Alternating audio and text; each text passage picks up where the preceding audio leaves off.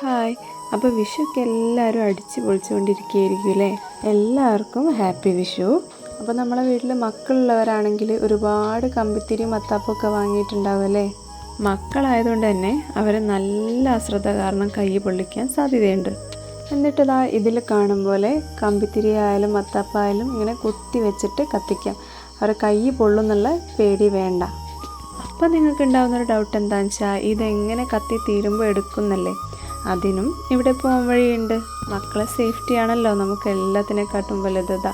ഇങ്ങനെയൊരു ചെമ്പിൽ വെള്ളം വെച്ചിട്ട് അതിലേക്ക് നേരെ കൊണ്ടുവന്ന് കുത്തിയാൽ മതി. അപ്പോൾ ആ ചുട്ട് പഴുത്ത് നിൽക്കുന്ന കമ്പിത്തിരിൻ്റെ ആണെങ്കിൽ ആ കമ്പി നന്നായിട്ട് തണിയുകയും ചെയ്യും. നമുക്ക് അത് ഒഴിവാക്കാനും സുഖമാണ്. മറ്റത് ഒഴിവാക്കുമ്പോൾ ഒരുപാട് നമ്മളെ ചെറുപ്പത്തിലൊക്കെ ഒരുപാട് കൈ പൊള്ളിയിട്ടുണ്ടല്ലേ? അപ്പോൾ എങ്ങനെയാട്ടോ കുത്തി വെക്കേണ്ട രീതി? മക്കൾക്ക് കൈ പൊള്ളാതിരിക്കാൻ വേണ്ടിയിട്ടുള്ള ഏറ്റവും എളുപ്പത്തിൽ ചെയ്യാവുന്ന ഒരു കാര്യമാട്ടോ നിങ്ങളിലേക്ക് ഞാൻ ഷെയർ ചെയ്യുന്നത്. അപ്പോൾ വിഷുവൊക്കെയാണ്, എല്ലാവരും നന്നായിട്ട് ശ്രദ്ധിച്ച് പടക്കങ്ങളൊക്കെ പൊട്ടിക്കുക.